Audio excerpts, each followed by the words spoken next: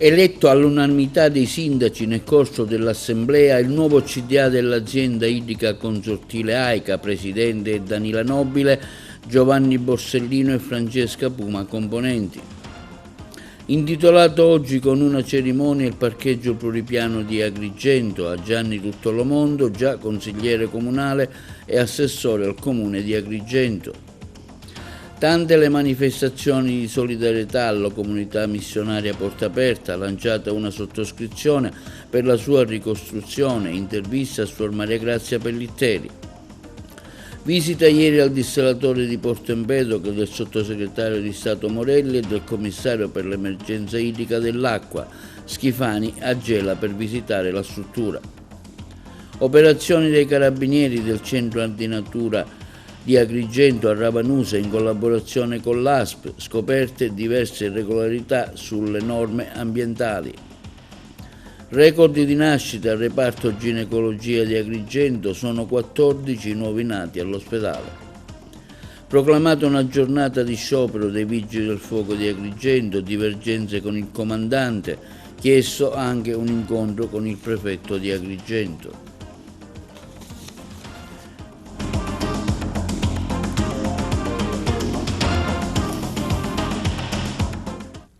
Buongiorno, benvenuti con un nuovo appuntamento di TV Notizie di oggi 25 luglio venerdì. Eletto ieri all'unanimità presso la sede sociale il nuovo consiglio di amministrazione dell'AICA. I sindaci presenti, su proposta del sindaco di Naro Milko Dalacchi, hanno deliberato di nominare come presidente Danila Nobile, commercialista di Canicattì, e gli altri due componenti, l'ingegnere ed ex dirigente del comune di Racalmuto Francesco Puma e l'ingegnere Giovanni Borsellino di Sciacca. Nel corso della riunione i sindaci hanno precisato che la scelta è stata indipendente, senza alcuna influenza politica, e che il servizio idrico in provincia resterà pubblico. È stata anche approvata una piattaforma di indirizzo con diverse priorità, la prima quella del pagamento immediato di tutti i debiti relativi alle utenze e l'altra quella dell'installazione dei contatori idrici nei vari comuni. Noi abbiamo seguito l'evento, le interviste. All'unanimità è stata eletta la signora Nobile come presidente dell'AICA. Lei ha ribadito che non c'è nessuna spartizione politica e che l'acqua deve restare pubblica. Sì, è vero, l'ho ribadito e lo voglio ribadire in continuazione. Abbiamo agito secondo scienza e coscienza, sono stati esaminati tutti i curricula presentati dai vari professionisti, sono state giornate di lavoro intenso, abbiamo scelto quello che per noi e secondo anche delle linee guida erano più idonei. Penso che finalmente la meritocrazia abbia preso il sopravvento. Sì, certo, dopo più di un mese, quasi 25 giorni di lavoro incessante grazie ai miei colleghi sindaci, finalmente abbiamo trovato una quadra e abbiamo scelto, almeno a quanto pare a noi, i migliori curriculum che c'erano fra i 18. Quindi da domani si inizia a lavorare, dopo che si insiede il CDA, io ormai come presidente inizierò a lavorare assieme a loro e quindi andremo avanti per portare un po' di aria fresca anche in AICA. Ancora crisi idrica e molto ancora.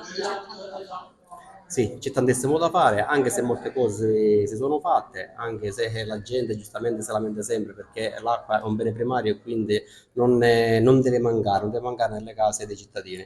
Quindi anche per questo noi da domani inizieremo a lavorare perché anche la crisi dobbiamo cercarla di abbatterla. Sulla situazione debitoria dei comuni, come vi comporterete? Come avete visto c'è il sindaco Provvidenza che a nome di tutti i sindaci ha protocollato un atto indirizzo. Nell'atto indirizzo ci sono dei punti che sicuramente ora vedremo, tra cui c'è la situazione debitoria dei comuni che ancora non hanno fatto il prestito ponte oppure che hanno dei debiti con AICA e quindi cercheremo di sensibilizzarli e farli pagare. Sindaco, nel suo intervento lei ha ribadito la volontà di nessuna spartizione politica e la volontà di restare AICA pubblica. Sì, nel mio intervento ho voluto precisare questo perché vedendo alcuni articoli della stampa posso dire veramente con tutto il cuore che c'è stato un lavoro volunque che è partorito, ma abbiamo cercato tutti insieme, tutti i sindaci, di scegliere 3 persone per bene. al di fuori della spartizione politica, perché non c'è stata, e tutti i sindaci, nessuno si è dichiarato c'è questo tocca a me o quello tocca a me, tutti si parlava di come continuare l'AICA e il servizio pubblico. È stata anche approvata una piattaforma su alcuni punti, in particolare uno su tutti, insomma i comuni devono pagare, se no si va a fondo, no? Sì, è normale. Noi abbiamo votato 3 persone nel CDA, ma abbiamo dato l'indirizzo, che è la cosa più importante. L'indirizzo è: inutile votiamo il nuovo CDA e i comuni non continuano a pagare. Il primo indirizzo è che i comuni si mettono tutti in carreggiata a pagare l'acqua, quello che gli tocca. Poi c'è stato il prestito allora e alcuni comuni non l'hanno fatto, quindi l'abbiamo pure evitato nell'altro indirizzo che sarà votato da tutta l'assemblea di fare questo mutuo, e poi andare a fare le battaglie opportune con il presidente Schifani, chiedendo, essendo solidi, se ci sono le condizioni, perché l'acqua di Sicilia Acque si paga tanto, poi arrivano questi decreti giuntivi, come poter risolvere i problemi e nella progetto di cercare di mantenere l'acqua pubblica. In questa assemblea di AICA, dopo un lavoro davvero certosino e in sinergia con tutti i colleghi, senza posizioni politiche o partitiche, ma facendo lo screening dei curricula che sono pervenuti, oggi abbiamo eletto all'unanimità dei presenti il nuovo CDA di AICA. Il presidente sarà la dottoressa Danila Nobile, il presidente sarà la dottoressa Danila Nobile, poi avremo l'ingegnere Borsellino e l'ingegnere Puma. 3 professionisti, 3 persone capaci. Tra l'altro l'ingegnere Puma è in quiescenza, quindi svolgerà il ruolo a titolo davvero gratuito. Un passo importante per far ripartire AICA, per garantire i servizi ai nostri concittadini e difendere l'acqua pubblica. Avete respinto le accuse di spartizione politica, una cosa che ci tenevate tanto.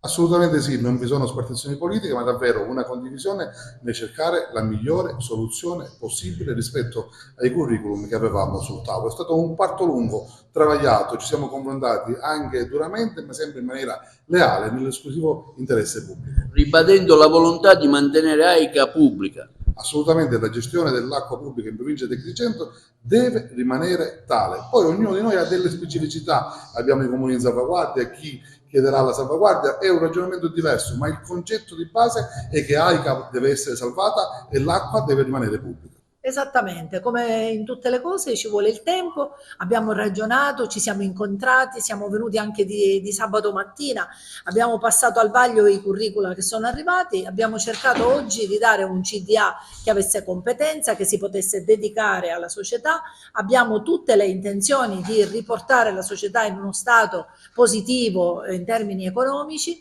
diamo e lanciamo ancora una volta e cercheremo di fare di più, chiedendo ora con un CDA organizzato un incontro al Presidente della Regione perché possa intervenire nei confronti di Sicilia Acque per poter intanto questo debito che la società ha essere rivisto. Oggi anche su questo, secondo me, la cosa molto importante, non è stato eletto solo il CDA, è stato eletto il presidente anche di AICA, della società, e per questo ringrazio il collega Di Bernardo che ha continuato da facente funzioni prima, oggi da presidente, dovrà raccogliere in qualche maniera tutto quello che arriva dai territori, tutto quello che arriva dai comuni e soprattutto riuscire a fare un buon lavoro con il CDA che si insedierà prestissimo. Accanto a questo l'elemento importante di oggi è l'ordine del giorno, anche questo votato all'unanimità, è un ordine del giorno dove in maniera chiara ribadiamo qual è la volontà dei sindaci. Anzitutto i comuni che hanno un debito con la società lo devono saldare. Dobbiamo ripristinare le perdite che ci sono, dobbiamo mettere i contatori che possano misurare in maniera adeguata il reale utilizzo dell'acqua e anche qui un ragionamento con Sicilia Acque, perché a nostro modo di vedere l'acqua viene diciamo così pagata a caro prezzo. Ci sono una serie di elementi, questo diciamo quasi la magna carta su cui dobbiamo operare noi da sindaci e consiglio di amministrazione e questo ordine del giorno che abbiamo votato anche questo all'unanimità.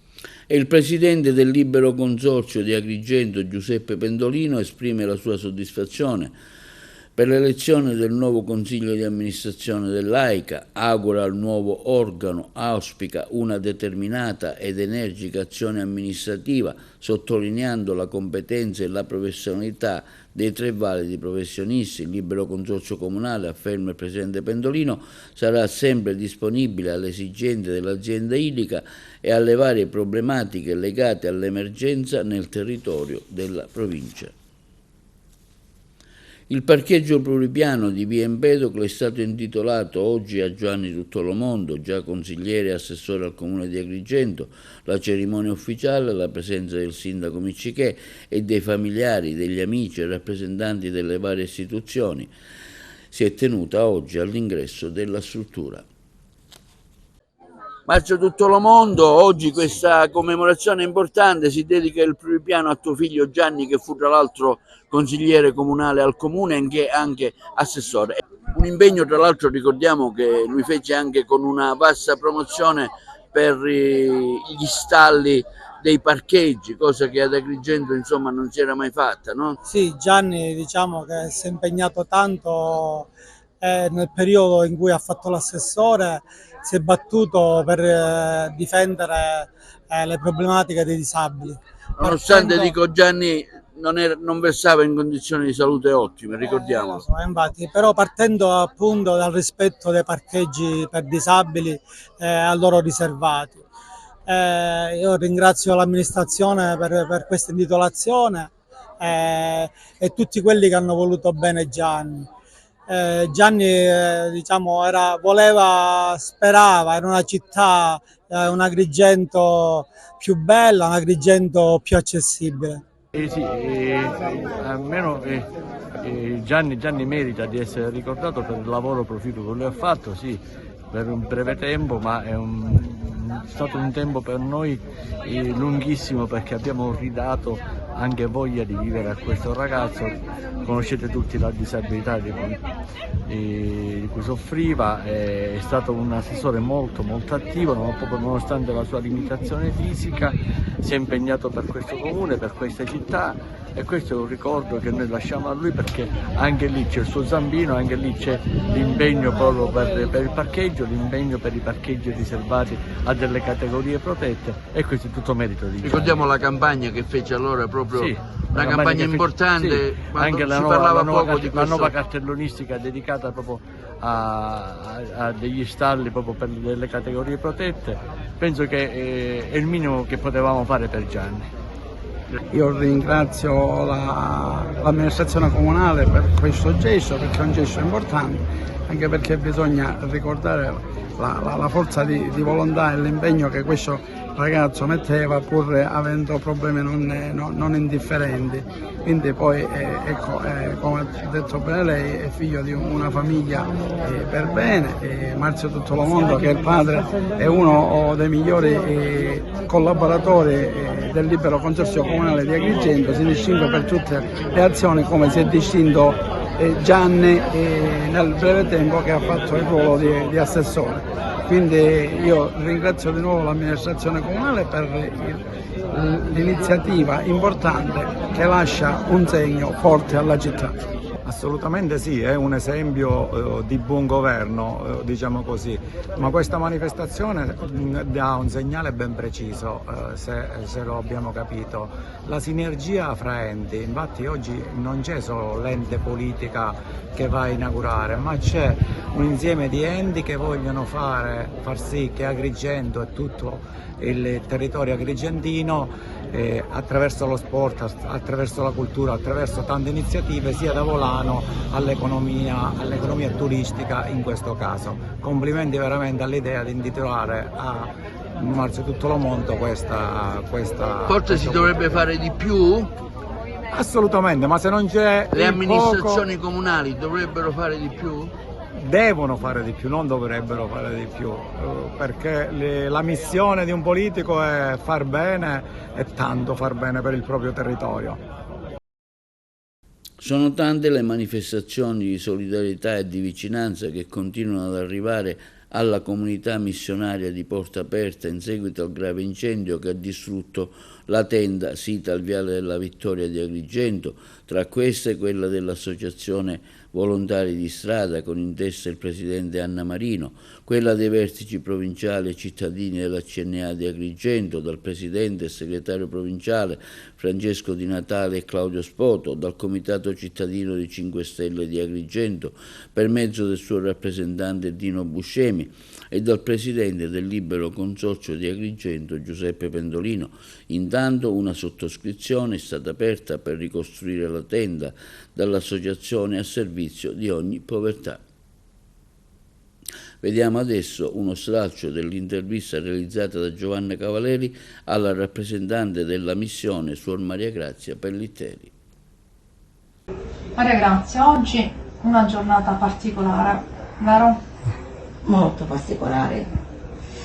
Credo che sia la giornata in cui abbiamo sentito più di tutti gli altri giorni il bacio d'amore del Signore e in cui siamo stati, diciamo, più simili a Lui che nella sofferenza, diciamo, in cui versa nei cuori e nelle membra di tutta l'umanità, grida a noi di essere aiutato e di essere sollevato. La tenda, quanti anni?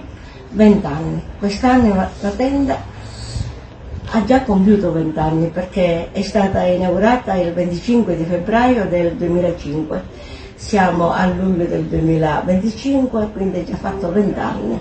Abbiamo celebrato il giorno di San Gerlando non solo l'anniversario della Mese della Solidarietà, perché è nata pure il 25 di febbraio, ma anche l'anniversario della tenda, che è nata pure il 25 di febbraio, giorno molto importante per la Chiesa Argentina, che è la festa del suo titolare, del suo patrono, San Gerlando. Stamattina è arrivata una brutta telefonata, come è stato? Ero ancora, diciamo, in dormiveglia. Le sorelle mi avevano portato un po' di caffè perché un po', date le situazioni, un pochettino anche tutti gli impegni della comunità, i voti perpetui di Sor Lucienne, e dato anche un po' il mio stato di salute, diciamo così, precario per quanto riguarda, diciamo, la deambulazione e roba varia, quindi mi attardavo un tantino sul letto. Ci ha provato, diciamo, a buttarmi fuori dal letto l'assessore Cantone, il quale mi ha telefonato per dirmi se sapevo qualcosa della tenda, tipo che cosa devo sapere della tenda, che è successo alla tenda, e così la notizia l'ha avuta da lui che stanotte verso le 4 c'era stato un grande incendio ed era andato tutto distrutto alla tenda, tutto distrutto dalla A alla Z, non c'è assolutamente, diciamo, un angolo che possa dire dice mi sono salvato. L'unica cosa che si è salvata, malgrado, diciamo, tutto quell'inferno di fuoco, si è salvata la nostra Croce, che era vicino ai giochi dei bambini, anche se, diciamo, la parte più distrutta è proprio quella, diciamo, adiacente ai giochi dei bambini.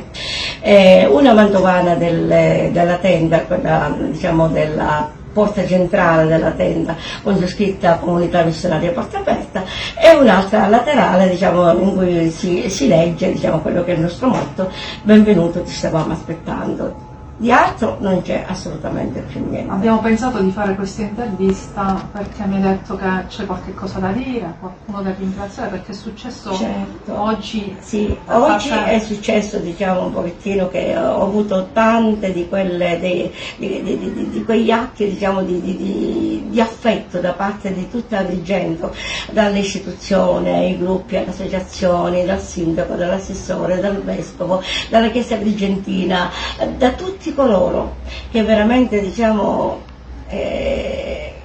mi sarei aspettato, che non mi sarei assolutamente aspettato. C'è stato proprio un crescendo, un plebiscito di affetto, di manifestazione, di solidarietà. Siamo qui a disposizione, qualsiasi cosa avete di bisogno potete contare su di noi, cioè che in mezzo alla mia impotenza, in mezzo agli occhi, diciamo, poi smarriti, perché guardavo e cercavo di rendermi conto di quello che effettivamente era successo, mi hanno riempito il cuore di gioia.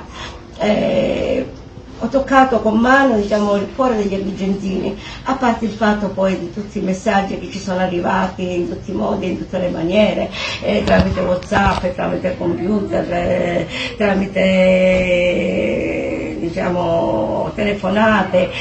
C'è stato veramente un plebiscito e di questo vi devo ringraziare veramente tutta la gente.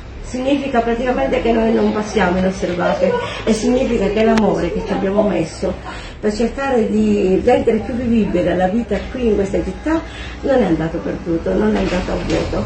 Noi abbiamo toccato stamattina con mano che effettivamente tantissima gente ci vuole bene. Allora, sappiamo che non è finita assolutamente. No, non è finita. E domani ci sarà un momento che si manterrà. Allora, domani è un venerdì, era destinato al ballo. E malgrado tutto quello sfacelo ci siamo messi d'accordo di ballare lo stesso come se niente fosse nella piazza dove di solito ballano tutti quelli che vengono e dove di solito si evangelizza anche in quella cattedrale a cielo aperto che è la Villa Pompilio per noi che facciamo evangelizzazione di strada. Gli strumenti che sono andati completamente tutti perduti, tutti distrutti, li porterà il DJ, il signore che ci aiuta a portare avanti questa attività, per cui noi ci metteremo là in un angolo, poi c'è stata la protezione civile comunale di Agrigento che ci metteranno a disposizione due gazebbi, li metteremo lì, ma è solo semplicemente in forma simbolica, anche perché la tenda non è semplicemente la struttura ossa della tenda, la tenda siamo noi, la tenda siamo la comunità missionaria Porta Aperte che vuole offrire a chiunque la incontra una mano amica, un volto sereno, una porta aperta. È la certezza che girando l'angolo nei momenti più difficili della tua vita tu hai incontrato qualcuno che ti tende la mano e ti dice benvenuto, ti stavo aspettando, era proprio te che aspettavo. Per cui noi in attesa di realizzare il progetto tenda che non è stato assolutamente perso di vista e accantonato, ci accontenteremo anche di questo. Noi continueremo le nostre attività anche partendo da questi due gazebbi che ci mette a disposizione la protezione civile, attraverso una mano d'aiuto che ci daranno da tutte le parti per poter trovare almeno gli strumenti più indispensabili, quali possono essere le casse, il mixer, il videoproiettore per fare le varie attività, e andremo avanti. Allora metteremo l'IBAN, lo mettiamo a disposizione, lo metteremo anche in sovraimpressione in questa piccola intervista. Con la causale ricostruiamo la tenda, quindi chiunque volesse, vuole partecipare lo può fare tranquillamente, direttamente nel vostro Se poi li vuole dare direttamente a noi nella serata di questi giorni, giovedì, venerdì, sabato e domenica, a partire dalle 8 saremo là. Quindi basta, chiunque può venire e può dare direttamente o a me o a qualche altra delle suore, oppure ai nostri intimi collaboratori, perché per grazia di Dio li abbiamo e quindi di loro andiamo fieri. Sopralluogo ieri al dissalatore di Porto Empedocle effettuata dal sottosegretario di Stato Alessandro Morelli insieme al commissario per l'emergenza idrica Nicola Dell'Acqua, che hanno affermato come il dissalatore in costruzione a Porto Empedocle è la prova che lo Stato sa intervenire quando serve con decisione e responsabilità. Porto Empedocle oggi rappresenta un modello cui non si parla ma si agisce. Sentiamo le interviste. Abbiamo ottenuto un risultato storico, secondo le aziende costruttrici non ci sono paragoni in Europa, nella storia d'Europa, nella realizzazione così rapida di infrastrutture così importanti per il nostro territorio e per i nostri concittadini. Questa è un'area nuova, anzi dobbiamo ringraziare chi ci ha concesso quest'area, in questo caso Enel, dall'altra parte quindi a Gela, Eni. Devo sottolineare quindi come il governo sia tutto impegnato e anche le aziende di Stato siano tutte impegnate nel contribuire a risolvere questo enorme problema, un problema storico che sottolineo deve essere risolto nei prossimi anni. Con l'Igela siamo andati giusto oggi a verificare lo stato dell'arte e già nei prossimi giorni ci saranno delle analisi ulteriori. Per quello di Trapani francamente dobbiamo ragionare. A settembre apriremo anche quello di Trapani, ma quando si porta acqua a nostri concittadini che purtroppo fino ad oggi hanno vissuto in una situazione per la quale sono costretti ad avere razionamenti d'acqua, che ci siano delle paure legate a un impianto simile, francamente lo ritrovo incomprensibile. È evidente che I signori del no ci sono dappertutto, io vengo dal Ministero delle Infrastrutture, quindi si figuri, oramai siamo abituati a qualunque cosa. Se ci sono delle necessità, dei suggerimenti, dei consigli da parte di associazioni, di enti civici, da parte delle amministrazioni comunali, chiaramente sfido chiunque a dimostrare che il commissario per l'emergenza idrica non sia disponibile e disposto ad attuare tutte quelle iniziative necessarie a condividere al meglio quella che è un'infrastruttura che però è fondamentale per questo territorio. Di fronte a qualche persona che legittimamente dimostra e palesa la sua avversità rispetto a degli impianti idrici come questi, noi stiamo dando da bere a circa 1.600.000 siciliani. Siamo il commissariamento e l'approvvigionamento idrico primario, cioè con Sicilia Acque si sta cercando di aumentare la quantità di acqua disponibile, anche perché con questo ci permette la cabina di regia regionale poi di fare tutte le sue programmazioni e permettere di arrivare anche a settembre e ottobre in sicurezza. È chiaro che soprattutto in alcune zone a macchia di leopardo in tutta l'Italia, non solo in Sicilia, in tutta l'Italia, ci sono ancora troppe dispersioni della rete idrica. Ricordo a tutti che da dove è partito il ciclo idrico integrato, chi sta seguendo le leggi da 10 anni a questa parte ha ridotto le perdite, pur invecchiando le reti, ha ridotto le perdite anche del 30%. Quindi il sistema c'è, esiste, si chiama ciclo idrico integrato, dove c'è un ente che deve gestire una tariffa pagata dai cittadini, che siamo sicuri che quella tariffa venga usata solo ed esclusivamente per l'idrico, dove c'è un controllore, ARERA, che è un'autorità di controllo. Dove è cominciata questa cosa funziona tutto molto bene. Guardate, a macchia di leopardo in tutto il paese, non solo in Sicilia, dove abbiamo delle crisi, non abbiamo il sistema idrico integrato decollato in maniera perfetta. 2 o 3 motivi. Il primo tecnico, cioè dove sono stati progettati, costruiti gli impianti sono stati abbandonati dopo pochi anni. Siamo andati a verificare e ci sono dei problemi di attingimento dell'acqua in quelle zone per causa di fondali e quant'altro. Qui avevamo già un attingimento che aveva dato ottimi risultati all'Enel in 20 anni, perché avevano un piccolo impianto che utilizzavano per la centrale, quindi eravamo sicuri. Vi ricordo che avevamo solo 6 mesi di tempo per fare gli impianti, quindi non potevamo trovarci di fronte ad avere dei problemi tecnici. Secondo problema, che è un'opportunità, costruire un impianto qui di dessalazione qui voleva dire anche arrivare molto prima alla rete di Porto Empedocle, prima di arrivare alla rete centrale, quella che poi arriverà anche ad Agrigento, e così riusciamo a fornire acqua anche ai cittadini di Porto Empedocle. E sempre in fronte acqua, sopralluogo del Presidente della Regione Schifani, anche nell'impianto mobile di dissalazione di Gela, dopo la tappa di ieri a Porto Empedocle, il governatore Schifani ha visitato il cantiere in corso della zona industriale della cittadina Nissena. Ad accompagnarlo il dirigente della Protezione Civile siciliana Salvo Cocina, in qualità di commissario regionale per l'emergenza idrica. Il servizio. Sopralluogo del Presidente della Regione Siciliana Renato Schifani anche nell'impianto mobile di dissalazione di Gela, dopo la tappa di ieri di Porto Empedocle, il governatore ha visitato il cantiere in corso nella zona industriale della cittadina Nissena. Ad accompagnarlo il dirigente della Protezione Civile siciliana Salvo Cocina, in qualità di commissario regionale per l'emergenza idrica.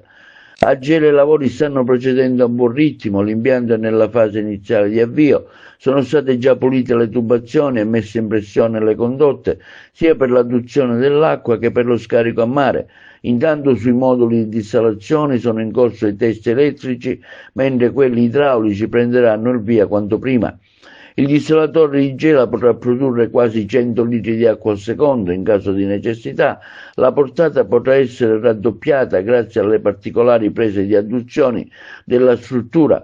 Il terzo impianto a entrare in funzione nelle prossime settimane sarà quello di Trapani.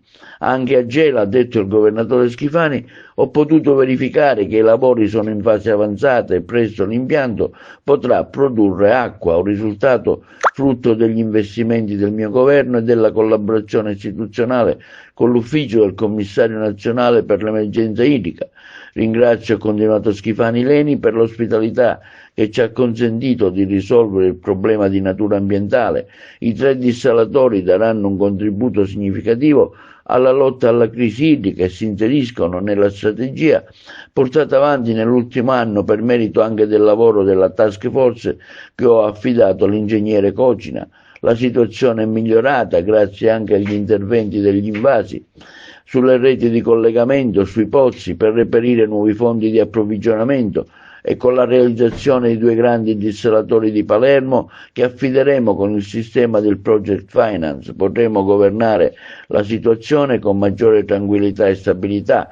Abbiamo inoltre finanziato con 50 milioni il rifacimento della rete idrica di Agrigento, che una volta completata sarà un'opera epocale per la città, che soffre a causa delle dispersioni che arrivano fino al 50% dell'acqua disponibile. Vogliamo, conclude Schifani, costantemente realizzare i lavori attraverso la commissione che ho appositamente istituito con la dovuta vigilanza. Linea alla regia per la pubblicità.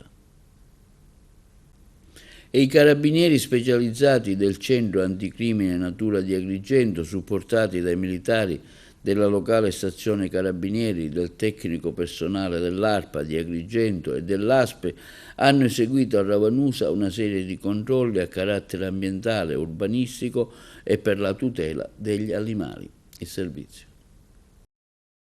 Carabinieri specializzati del Centro Anticrimine Natura di Agrigento, supportati dai militari della stazione Carabinieri, del personale tecnico dell'ARPA di Agrigento, dell'ASPA, hanno eseguito a Ravanusa una serie di controlli a carattere ambientale, urbanistico e la tutela degli animali. Con l'ausilio del drone in dotazione al Centro Anticrimine Natura di Agrigento sono state effettuate le riprese dall'alto che hanno consentito di rilevare irregolarità gravi in violazione delle specifiche norme del settore. In una particella di terreno agricolo estesa 1129 m2 è stato sottoposto a sequestro un deposito incontrollato di rifiuti costituito da rifiuti speciali pericolosi e non di circa 500 m2. Tra i rifiuti sequestrati porzioni di autoveicoli, compresi parti di motore, organi di trasmissione, radiatori, parti metalliche, un veicolo marca Fiat modello Punto privo di targa, un trattore agricolo marca Same privo di targa, un veicolo marca Fiat Iveco modello Strada, rifiuti plastici provenienti da attività agricole quali coperture plastiche per serre, pitture, vernici di scarto, contenenti solventi organici e altre sostanze pericolose, imballaggi metallici contenenti residui di sostanze pericolose e contaminati, imballaggi in plastica, metalli contenenti sostanze pericolose, segnatamente a bombole per il contenimento di gas metano, pneumatici fuori uso, filtri olio contenenti sostanze pericolose, gas in contenitori a pressione contenenti sostanze pericolose come le batterie al piombo, rifiuti e attività di costruzione e demolizione.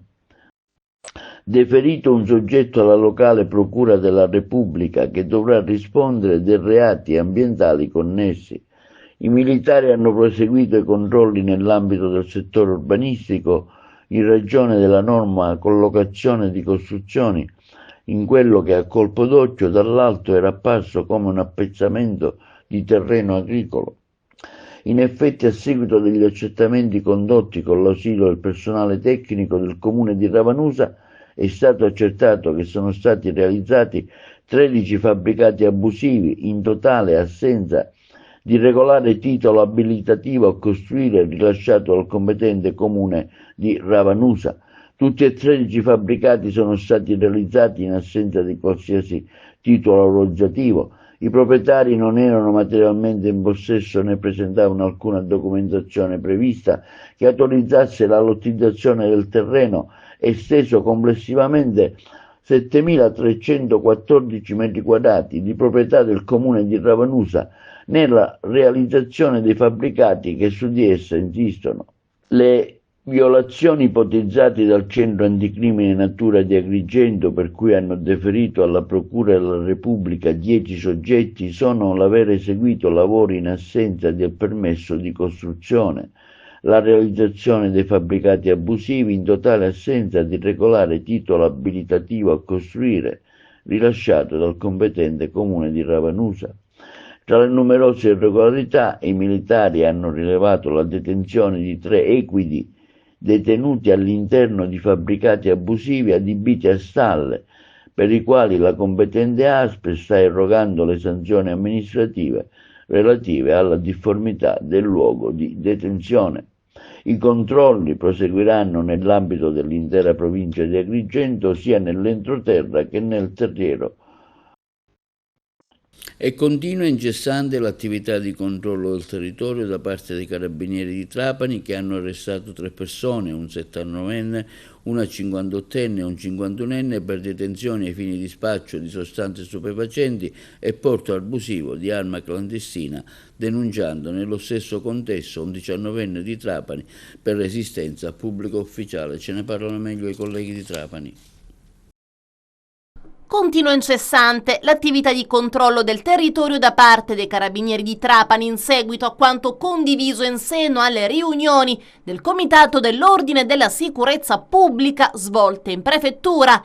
I carabinieri hanno arrestato 3 trapanesi, una 79enne, una 58enne e un 51enne, per detenzione ai fini di spaccio di sostanze stupefacenti e porto abusivo di arma clandestina, denunciando nello stesso contesto un 19enne di Trapani per resistenza pubblico ufficiale.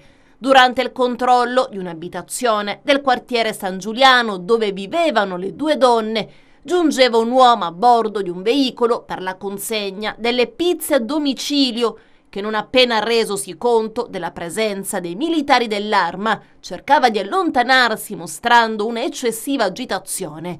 I militari pertanto decidevano di effettuare una perquisizione, all'esito della quale trovavano ben altro che delle semplici pizze, infatti ben occultati nel bagagliaio del veicolo. Veniva rinvenuto e posto sotto sequestro 1,6 kg di sostanza stupefacente del tipo cocaina, 4,2 del tipo hashish, una pistola calibro 7,65 con matricola Brasa e relativo munizionamento e silenziatore. All'esito dell'udienza di convalida per l'uomo si sono aperte le porte del carcere, mentre una delle donne è stata posta agli arresti domiciliari e per l'altra è stato disposto il divieto di dimora nel comune di Erice. Le varie sigle sindacali del Comando dei Vigili del Fuoco di Agrigento, a seguito della dichiarazione dello stato di agitazione e della mancata conciliazione con il comandante ingegnere Barbera, avvenuta lo scorso 22 luglio, dinanzi al direttore regionale dei Vigili, dottor Agatino Carollo, comunicano lo sciopero di categoria annunciato durante la sede assembleare, che si terrà in data da destinarsi, attraverso un sit-in sotto la prefettura, con richiesta di udienza dal signor prefetto di Agrigento, dottor Salvatore Caccamo. L'atteggiamento di ostilità, proseguono le note sindacati, adottato dal comandante nell'ultimo periodo della chiusura mostrata in assise, non ha permesso lo sperato risultato, ovvero convergere responsabilmente su tematiche di estrema importanza riguardanti non solo il soccorso pubblico e la difesa civile in ambito della provincia di Agrigento, ma anche l'equa distribuzione dei carichi di lavoro del personale anche ai fini della sicurezza dei luoghi di lavoro. Lo stato di agitazione è scaturito proprio per il mancato rispetto di alcune contraddizioni sindacali concordate all'unanimità tra i rappresentanti dei lavoratori con i dirigenti passati, e nonostante le diverse convocazioni alla quali la quasi totalità delle sigle sindacali ha richiesto di operare, il personale operativo per il soccorso tecnico urgente e di eseguire quelle che sono le linee guida interne, frutto di ponderato, responsabile, minuzioso e collaborativo confronto tra le parti. E la splendida cornice del Giardino del Vescovo di Agrigento ha ospitato ieri sera il terzo appuntamento con il Circolo della Stampa della sezione agrigentina di Assostampa Sicilia. Protagonisti della serata sono stati Salvo Fleres e Paolo Garofalo, che al cospetto di numerosi partecipanti hanno presentato il libro L'ora che manca alla storia, Sigonella 40 anni dopo. Nel libro i due autori ripercorrono i fatti che precedettero e poi seguirono ciò che accadde nella notte tra il 10 e l'11 ottobre del 1985 nella base di Sigonella, quando alla minacciosa insistenza americana la fermezza del governo di Bettino Craxi garantì la sovranità nazionale. Il Circolo della Stampa è un progetto culturale voluto dall'Associazione Siciliana della Stampa per creare dibattito e confronto tra giornalisti e società nell'ottica di un reciproco arricchimento. Ogni appuntamento vede i componenti della sezione agrigentina del Sindacato Unitario dei Giornalisti dialogare con scrittori, poeti, attori in un confronto costruttivo per approfondire le tematiche sociali del nostro territorio. Una giornata straordinaria e carica di emozioni, quella appena trascorsa presso l'unità complessa di ginecologia e ostetricia del presidio ospedaliero San Giovanni di Dio di Agrigento, diretta dalla dottoressa Maria Rita Falco Abramo, che vediamo nella foto. In meno di 24 ore ben 14 nuovi nati hanno visto la luce, regalando un'atmosfera di festa e meraviglia a tutto il reparto, un evento singolare che ha trasformato l'intera unità operativa in un piccolo mondo colmo di vita, sorrisi e prime emozioni. Tra i pianti neonatali e abbracci commossi, l'intero staff sanitario ha affrontato con professionalità, prontezza e dedizione un'immensa maratona di parti che resterà impressa nella memoria di tutti. La direzione strategica dell'ASP di Agrigento esprime viva gratitudine e apprezzamento a tutta l'equipe medica e infermieristica del reparto per l'instancabile impegno, la competenza e l'umanità dimostrata. Ondata di calore, il comune di Agrigento, guidato dal sindaco Miccichè, ha firmato un'ordinanza per tutelare gli animali. Dalla firma del provvedimento sarà vietato, ai sensi della legge vincente in tutto il territorio del comune di Agrigento, di detenere i cani alla catena, ovvero mediante corde, tiranti o strumenti similari che ne limitano in modo permanente la libertà di movimento, salve comprovate ragioni sanitarie certificate dal medico veterinario o esigenze temporanee di sicurezza debitamente motivate, il divieto di permanenza prolungata e forzata dei cani e gatti e di altri animali su balconi, terrazze, cortili o aree esterne prive di ripari, ombreggiati, acqua potabile a disposizione, continua ventilazione adeguata e accesso agli spazi interni dell'abitazione, soprattutto durante la stagione estiva o in concomitanza con fenomeni climatici estremi. Il comune di Agrigento ha dato mandato alla polizia locale di vigilare sul rispetto della presente ordinanza e di segnalare eventuali violazioni per l'adozione dei provvedimenti sanzionatori previsti. Francesco Castronovo ha trascorso 3 anni in carcere con l'accusa di avere preso parte al brutale pestaggio costato la vita all'avvocato Enzo Fragalà, massacrato a Palermo il 23 febbraio del 2010 a colpi di mazza davanti al suo studio di via Nicolò Turrisi. È morto dopo 3 giorni di agonia in ospedale. In realtà non c'entrava nulla e così, dopo l'assoluzione in via definitiva, lo Stato dovrà risarcirlo con 300.000 euro a titolo di riparazione per ingiusta detenzione. Ce ne parlano meglio i colleghi di Trapani. Fu arrestato e rimase in carcere per oltre 3 anni, dal 13 marzo 2017 al 23 marzo del 2020, con l'accusa gravissima di essere uno degli autori dell'omicidio dell'avvocato Enzo Fragalà, avvenuto al culmine di un pestaggio a colpi di mazza proprio sotto lo studio del noto penalista in via Nicolò Turrisi, a 2 passi dal Palazzo di Giustizia, nel febbraio del 2010. Ma non c'entrava nulla Francesco Castronovo, messo in mezzo dal pentito Francesco Chiarello, come sancito in tutti i gradi di giudizio. È innocente. Per questo la Corte d'Appello, il 31 gennaio scorso, accogliendo parzialmente la sua richiesta, gli aveva riconosciuto un risarcimento per ingiusta detenzione di 300.000 euro, decisione che adesso è stata confermata definitivamente dalla Cassazione. I giudici della quarta sezione della Suprema Corte, presieduta da Lucia Vignale, hanno infatti rigettato i ricorsi della Procura Generale di Palermo e del Ministero dell'Economia, condannato a versare la somma, ritenendo corretta l'ordinanza con cui è stato disposto il risarcimento dello scorso gennaio e dunque le tesi dell'avvocato Deborah Speciale che assiste Castronovo. Un provvedimento simile è stato adottato per l'altro imputato scagionato da ogni accusa, Paolo Cocco, difeso dagli avvocati Rosanna Vella ed Edi Gioè, pure lui tirato in ballo da Chiarello, di cui i giudici sancirono l'inattendibilità. Castronovo era stato arrestato il 13 marzo 2017 dopo che il pentito raccontò che l'imputato, suo amico fraterno, la sera del pestaggio ai danni di Fragalà si sarebbe presentato a casa sua con i vestiti sporchi di sangue e confessando di aver preso parte all'agguato. A smentire Chiarello fu successivamente un altro imputato, Antonino Siragusa, al quale però la procura non aveva voluto credere. I giudici, sia la Corte d'Assise, presieduta da Sergio Gulotta, che quella di appello invece ritennero riscontrata proprio la versione di Siragusa, che si accusò dell'omicidio ed escluse la partecipazione di Castronovo e Cocco. Il 23 marzo 2020, con la sentenza di primo grado, che li aveva assolti per non aver commesso il fatto, ad oltre 3 anni dagli arresti, 2 furono scarcerati. Per la Suprema Corte, la Corte d'Appello, che ha riconosciuto il risarcimento, ha fatto corretta applicazione dei principi. Secondo la Procura Generale e il Ministero invece, a pesare contro Castronovo, ci sarebbe stato il fatto che si sarebbe mosso nello stesso contesto di un altro imputato poi condannato in via definitiva, ossia Antonino Abbate, con cui avrebbe pestato un uomo con le stesse modalità usate per Fragalà pochi mesi dopo l'omicidio.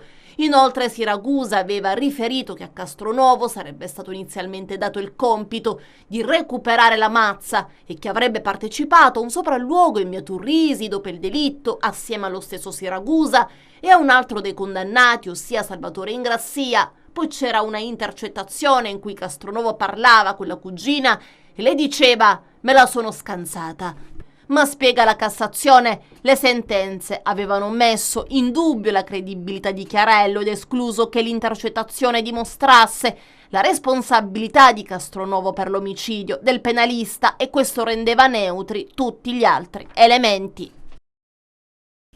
E questo è tutto per l'edizione odierna di TV Notizie. Vi ricordiamo che i nostri programmi si possono vedere in tutta Italia sul canale 268 del digitale terrestre per chi ha la Smart TV, in streaming sul sito www.televideoagrigento.tv e il telegiornale sul canale 93 di Video Sicilia alle 15 alle 20 e l'Epica la mattina alle 9. Inoltre i nostri servizi si possono visionare sul canale YouTube di TVA Televideo Agrigento. E questo è tutto per oggi e vi auguriamo una buona serata.